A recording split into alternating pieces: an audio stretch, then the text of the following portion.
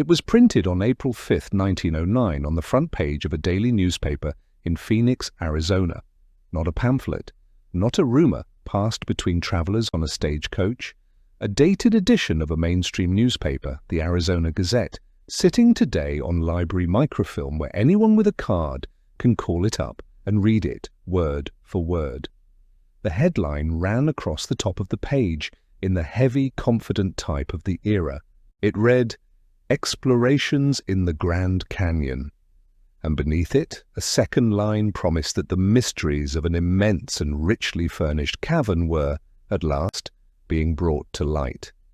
The story that followed described a discovery made inside the walls of the Grand Canyon itself, not down at the river, but high up in the cliff face, hundreds of feet above the water. A system of tunnels, the article said, cut into the solid rock, running back into the canyon wall for what the writer claimed was nearly a mile. And inside those passages, the article listed things that have no business being in the North American desert at all. Copper weapons, hardened by a process no one could identify. Urns and cups, tablets covered in hieroglyphics, a great seated idol in the posture of an Eastern god. And, laid in ordered rows in the deeper chambers, what the newspaper described plainly, without hedging, as mummies. Now, more than a century later, one detail about that region of the Grand Canyon is not in dispute at all. You do not have to believe a word of the 1909 story to confirm it, because it is written into the National Park Service's own current regulations. With a single, narrow exception, the public is not permitted to enter the caves of the Grand Canyon. Not the curious hiker who stumbles onto an opening, not the amateur historian with a rope and a theory, not journalists. The caves are closed. Legal entry requires a federal permit that, for the overwhelming majority of the canyon's caverns, is simply never issued. So the real question raised by that yellowed newspaper page is not in the end a question about gold or idols or mummies. It is simpler than that and stranger. Was the story of April 1909 an elaborate hoax, a piece of frontier newspaper theatre that took on a life its authors never intended? Or was it, at least in its bare outline, a description of something that was actually there? Something that might help explain why, of all the natural wonders in the United States, the inner caves of the Grand Canyon are among the very few that almost no living person is allowed to walk into. Today we are going to do something straightforward. We are going to read the document itself closely, the way it was actually printed. We are going to look at what the Smithsonian Institution says about it in the Smithsonian's own words. We are going to open the official maps of the Grand Canyon, drawn and lettered by the United States government, and read the names printed on the rock. And we are going to look, plainly and without exaggeration, at exactly what it takes to enter those caves today and who gets turned away at the permit office. Was it a fantasy that grew in the dark, the way stories do? Or did the newspaper, for once, print exactly what it claimed to print? To decide, you have to start not with a theory, but with the piece of paper. The Arizona Gazette was a real newspaper published in what was then the Arizona Territory. Arizona would not become a state for another 3 years. On March 12, 1909, the Gazette ran a short item, only a few sentences long, about a man named G. Kincaid, who was said to be traveling down the Colorado River by boat and reporting unusual archaeological finds. It was a small notice, easy to miss. Then 3 weeks later, on April 5th, came the long version, the full front-page account that people still argue about today. According to that article, G. Kincaid was an explorer working, it said, under the direction of the Smithsonian Institution in Washington. The story is told largely in his own reported words. He describes rowing down the Colorado, hunting for minerals, when he notices stains on the sedimentary rock of the eastern canyon wall, high above the river. He climbs, and roughly 1,480 feet up the cliff, above the reach of any casual visitor, he finds the mouth of a tunnel. What the article describes beyond that opening is not a cave in the ordinary sense, it is architecture. A main passage running back into the rock, the walls chisel-dressed and squared, side chambers opening off it at regular angles like a great hall with rooms leading away on either side. In the article's account there is a central crypt from which passages radiate outward like the spokes of a wheel. There is a room the writer calls the shrine, and in it a seated figure holding a lotus flower, its face, the article says, recalling the images of the Buddhist East. There are cupboards or niches cut into the walls. There are tablets covered in dense, unreadable characters. There is a grey metal that resembles platinum, and there is a chamber the article does not linger on for long because of what it contains. Tier upon tier of mummified bodies laid out with care, each one, the writer notes uneasily, positioned to face east. The article is specific about scale, and the specificity is part of what makes it so hard to forget. It states that the main passage runs back into the rock for the better part of a mile, and that the chambers branching from it are so numerous and so large that the system could shelter 50,000 people. 50,000. That is not the description of a cave. That is the description of an underground city, sealed in a cliff face hundreds of feet above a river, in a stretch of the American desert where the official history says there was nothing of the kind. And running through the entire account is a single, insistent theme. Whoever made this place, the article suggests, did not come from the Americas. The tools, the writing, the idols, the burial customs, everything about it, in the story's telling, pointed east, across an ocean, to Egypt and to the Orient. The headline that ran over the whole piece said as much. It announced that these remarkable finds indicated an ancient people had migrated from the east. That is the document. And it is worth being precise about what it is and what it is not.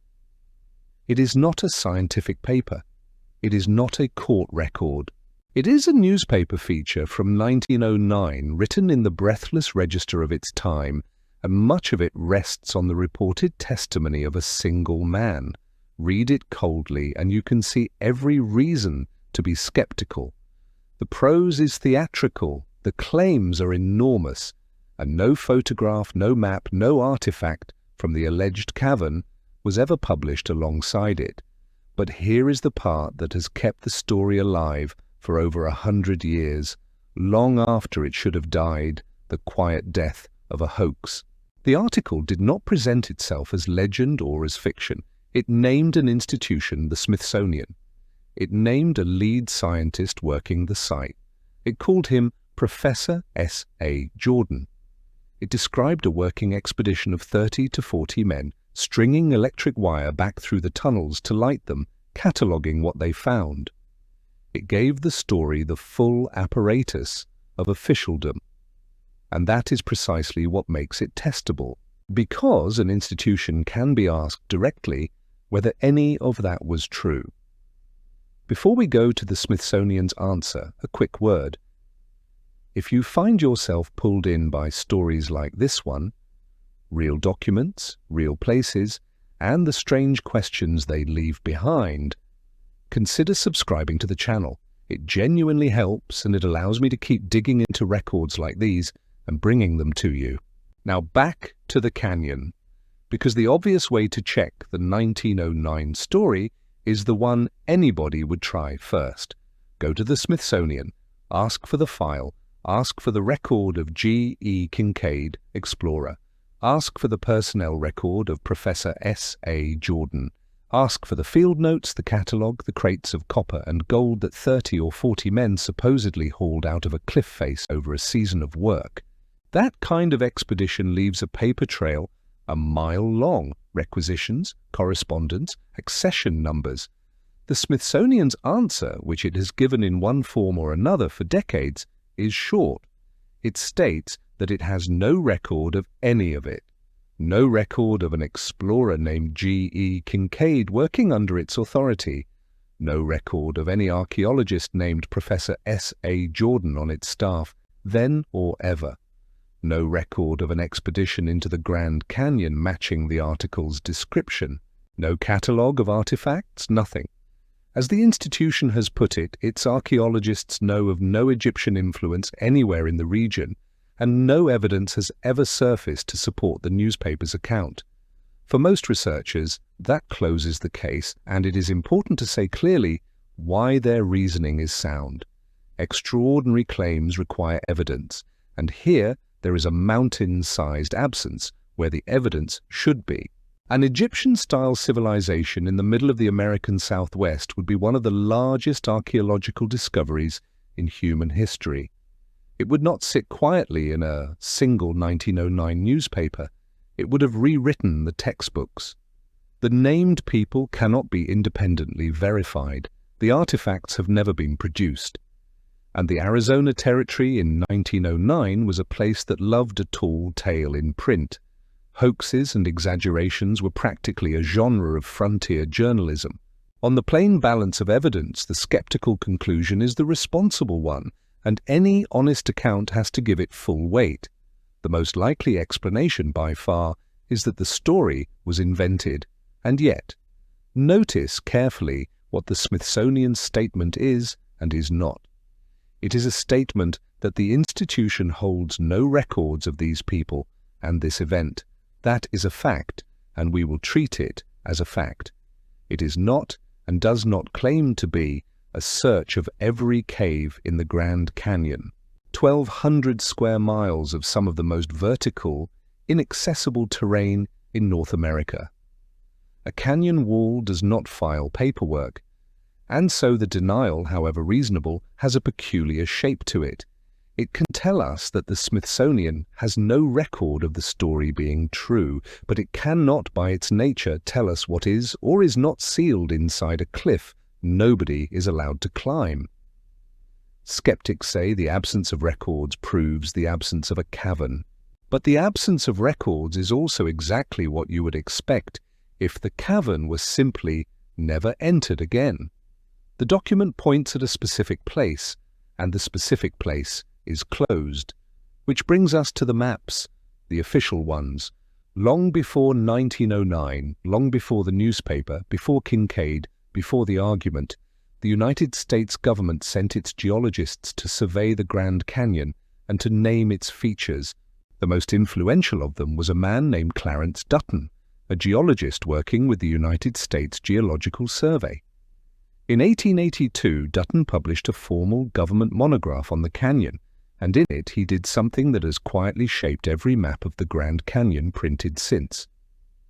He looked at the great freestanding rock formations rising from the canyon floor, the buttes and pinnacles that stand like towers inside the gorge, and he decided they resembled temples. So he named them after gods. This is not folklore. These are the official names printed today on United States Geological Survey topographic maps used by the National Park Service, used by every hiker and pilot and ranger, and when you read them you find that the government's own cartographers reached again and again for exactly the mythologies the 1909 newspaper had pointed toward. There is a formation called the Tower of Ra, named for the Egyptian sun god. There is Osiris Temple, named for the Egyptian god of the dead. There is Horus Temple. There is Isis Temple, named for the Egyptian mother goddess. And clustered nearby, the survey placed the gods of the Hindu pantheon in stone: Shiva Temple, Vishnu Temple, Brahma Temple. Let me be careful and fair here, because this is the point where a documentary can cheat, and this channel does not. Clarence Dutton was not signalling a secret. He was a cultivated Victorian gentleman who thought the buttes looked like the temples of the ancient East, and he named them poetically to convey their scale and grandeur. Geologists will tell you correctly that a name on a map is just a name, that calling a rock the Tower of Ra does not put a single Egyptian brick inside it. That is true, The skeptic is right that the names prove nothing about what the rock contains. But sit with the sequence for a moment, because it is genuinely strange. Decades before a newspaper claimed there was an Egyptian and Oriental cavern hidden in the Grand Canyon, the government's own surveyors stood on the rim, looked at that landscape, and independently felt that the only names grand enough were Egyptian and Oriental. Isis, Osiris, Ra, Shiva. The skeptics say it is a coincidence of Victorian taste, and that is a perfectly reasonable thing to say. But even the coincidence opens the question the newspaper opened. Why does the American desert, of all the places on Earth, keep summoning the imagery of Egypt? The story did it, the maps did it first. And the cluster of formations carrying those names sits in a section of the Eastern Grand Canyon that is, to this day, one of the least visited, hardest to reach, most tightly restricted parts of the entire park. There is one more detail worth putting on the table because it cuts in both directions at once, and an honest account should let it. The 1909 article did not place its cavern just anywhere. It placed it high in the eastern wall of the canyon, in the stretch above the river where the Great Butte formations stand. And to this day, no cave matching that description, a mile deep, chambered artificial system high in the eastern cliffs, has ever been officially catalogued by any survey. The skeptic reads that plainly and reasonably. Nothing was catalogued because nothing is there. But look at where the article pointed, and the same fact wears a second face. The eastern cliffs above the confluence are among the least surveyed, least accessible, most heavily restricted terrain in the entire canyon, bordered by tribal land, layered with permits, and largely untouched by the kind of systematic archaeological survey that would produce a catalogue in the first place. An uncatalogued cave in a region no one is allowed to catalogue is not evidence of a cavern. But it is not evidence against one either. It is precisely an open question standing in a place no one can reach, and that is the thread we have been following the whole time, the access. Here is what is verifiable, and it has nothing to do with 1909.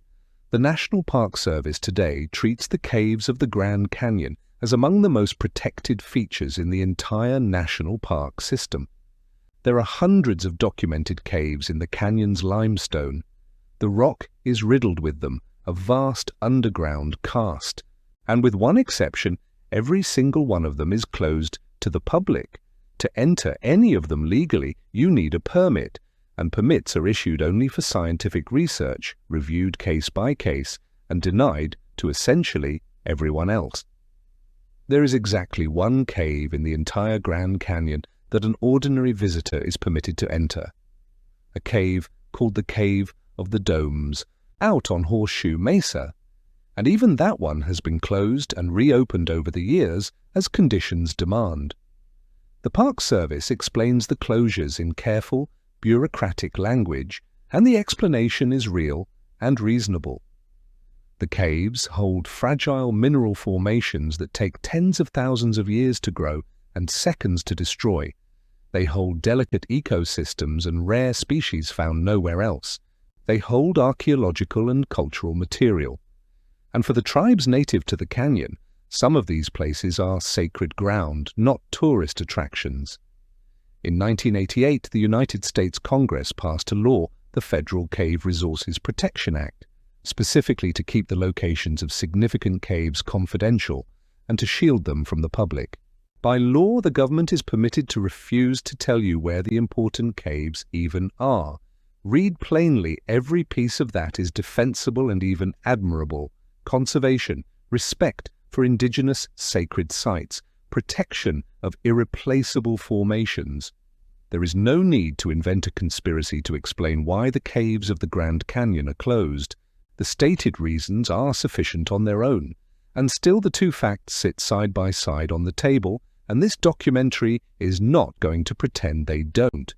Fact 1. In 1909, a newspaper printed a detailed claim that a great cavern of forbidden artifacts was hidden in the wall of the Grand Canyon, and named an institution that says it never happened. Fact 2. Today, the caves of the Grand Canyon are, with a single exception, sealed off from the public by federal permit and federal law, their very locations legally protected from disclosure. The skeptic says these two facts have nothing to do with each other, that one is an old hoax and the other is modern conservation policy, and it is only the human mind that insists on drawing a line between them. That may be exactly right. But drawing the line is not paranoia. It is the oldest question there is standing in front of a closed door. What is on the other side? There is one more voice in this that deserves to be heard, briefly and with respect. The Hopi people, whose ancestral connection to the Grand Canyon runs deep, hold that their people emerged into this world from a place within the canyon, a sacred site associated with a formation near the confluence of the Colorado and the Little Colorado rivers. In Hopi tradition, the canyon is not scenery. It is an origin, a doorway, and certain places within it are not meant to be entered casually or at all. That belief is old, and it long predates any newspaper. It is not evidence for the 1909 story, and it should not be dressed up as if it were. But it is one more instance of the same recurring pattern that haunts this whole subject. For as far back as memory in this canyon reaches, human beings have said that some doorways in the rock are meant to stay closed. So where does the ledger stand? On one side, the case for the hoax is strong, and honesty demands we state it in full. No artifacts have ever been produced. The Smithsonian holds no record of the men or the expedition. The named people cannot be verified to have existed. No photograph, no map, no independent witness has ever corroborated the tunnels. Frontier newspapers printed tall tales as a matter of routine. By every ordinary standard of evidence, the 1909 story is almost certainly a fabrication, and a responsible person should assume it is. On the other side is not proof. Let us be clear that it is not proof, but a set of facts that refuse to arrange themselves into a tidy silence. A dated newspaper that named a real institution and invited it to be checked. An institutional denial that is genuine, but that by its nature can only speak to records, not to rock. Government surveyors who, decades earlier, looked at that same stretch of canyon and could think of no better names than the gods of Egypt and the East. And a modern reality in which those very formations sit inside a zone of caves that the public is forbidden to enter, whose locations the law permits the government to keep secret, and which almost no living person has ever been allowed to walk into. The records show a story printed in 1909. The Smithsonian states there is nothing to it. The maps carry the names of Egyptian gods to this day, and the caves remain closed. Every one of those is a fact. What connects them? A coincidence of Victorian imagination and modern conservation law, or something the newspaper glimpsed and could not prove? Is the one thing the records cannot settle, because the place the records point to is precisely the place no one is permitted to go. So I will leave the question with you where it belongs. Do you think the Arizona Gazette of April 5, 1909 was nothing more than frontier theatre, a hoax that got lucky and never died? Or do you think it is possible that a newspaper, for once, described something real, and that the reason the caves of the Grand Canyon have stayed closed for more than a century is written on the other side of a door we are not allowed to open? And if a permit were granted tomorrow, if someone were finally allowed to climb to that stained opening in the eastern wall and look inside, what do you believe they would find? Tell me in the comments. I read them, and the best investigations on this channel have come from something one of you noticed. Thank you for watching. If this is the kind of history you want more of, real documents, real places, and the questions the official record leaves open, consider subscribing, and I'll see you in the next one.